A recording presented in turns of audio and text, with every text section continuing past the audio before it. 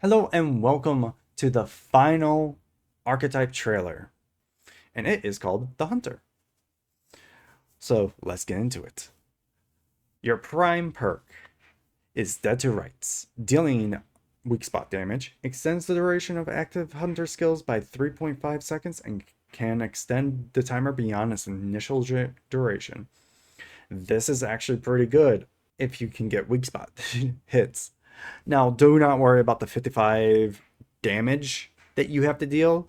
You're easily going to make that with all the percentage increases that you have to damage and weak spot damage in this build. Which, easily enough, let's go into the damage perk, Deadeye. Gain 40% range damage, 15% weak spot damage, and 5% range critical chance. Damage increases with hunter level. This is really good. I think the range damage by 40% is probably the highest number we have seen amongst all the classes for damage increases. This is a flat damage increase. And you gain some more with the weak spot damage. So yeah, that 55, you're easily hitting it. Now let's go on to Team Perk, Return to Sender. Kills due to weak spot and critical hits increase ammo drops by 50% and doubles the chance of ammo drops. Now, I'm pretty sure it increases how much ammo you gain by 50% if you get a critical hit or a weak spot kill. And it will double the chance of it dropping. So if there's like a 25% chance of ammo dropping, it's now 50% with 50% more ammo just innately.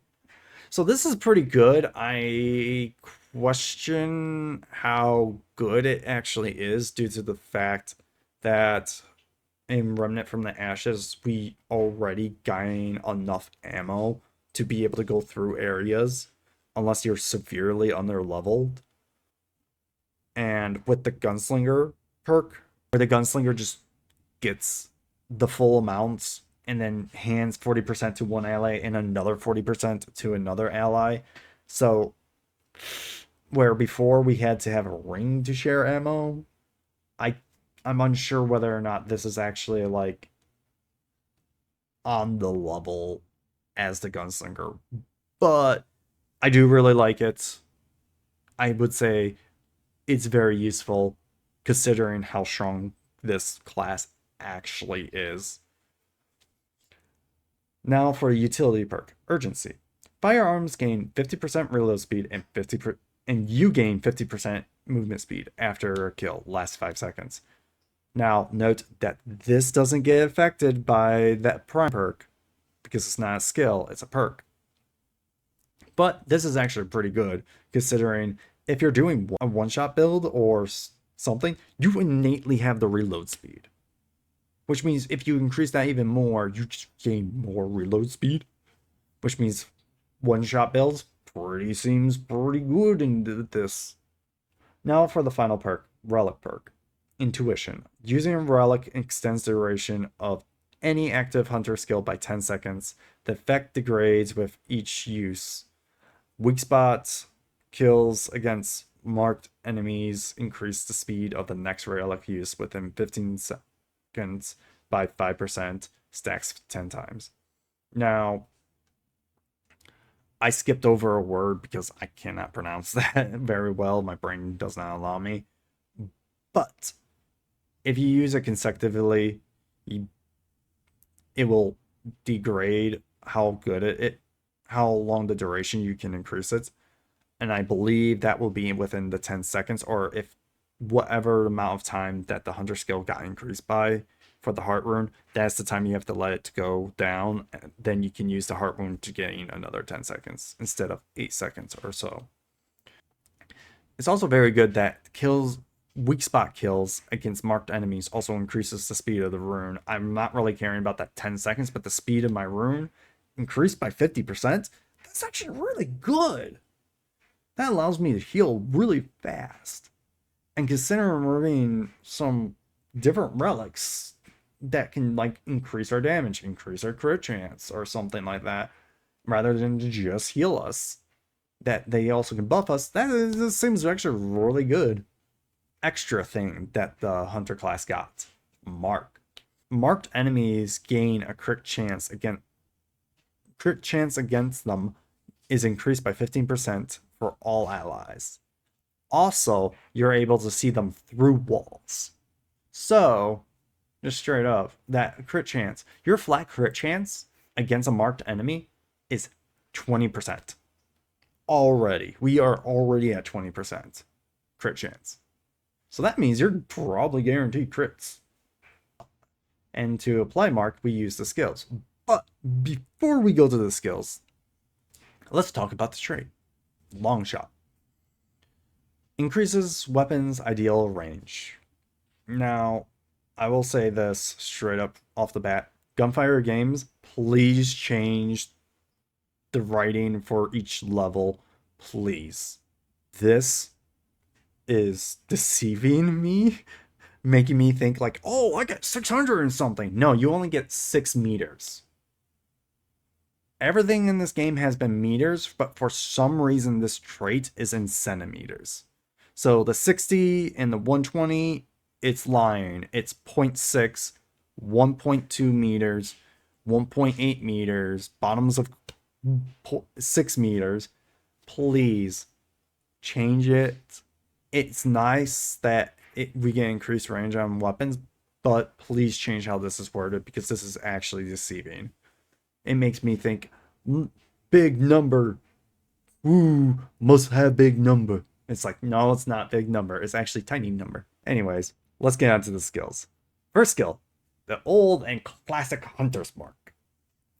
This works exactly the same as Hunter's Mark in Remnant from the Ashes. It gives you an aura of 35 meters, and it marks every single enemy, which means you can see them, and they gain that 50% crit chance. While the senses are heightened, you gain 15% increased range and melee damage. Lasts 25 seconds. Now, it isn't mentioned also, enemies who are marked can be seen by everyone.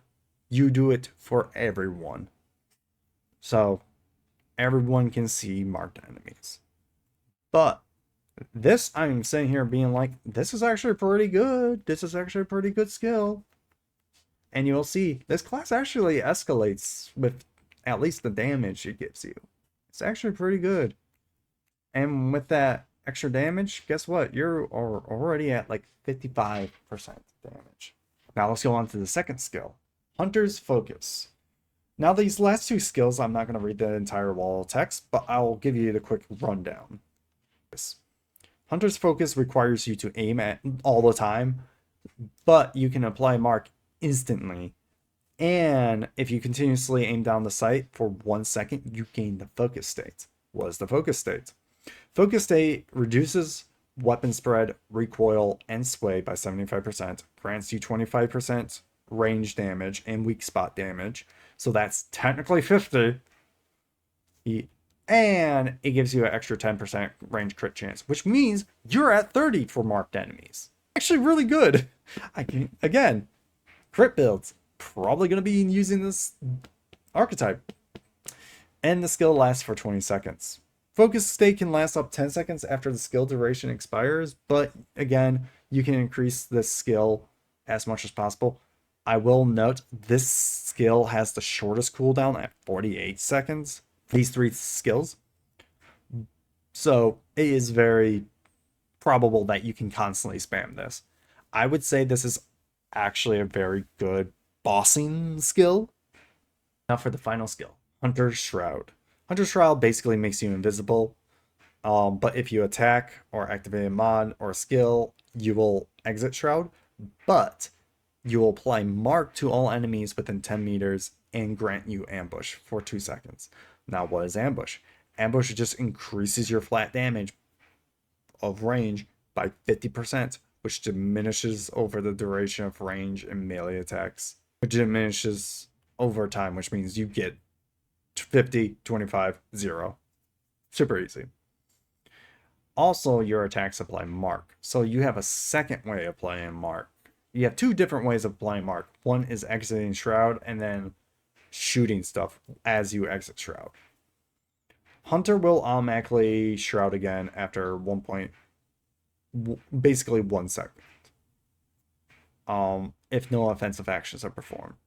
So then you just can go out, go back in, go out, go back in for a duration. And if you are getting the weak spot hits, you're increasing this duration, which originally is 15 seconds, but you can make it longer.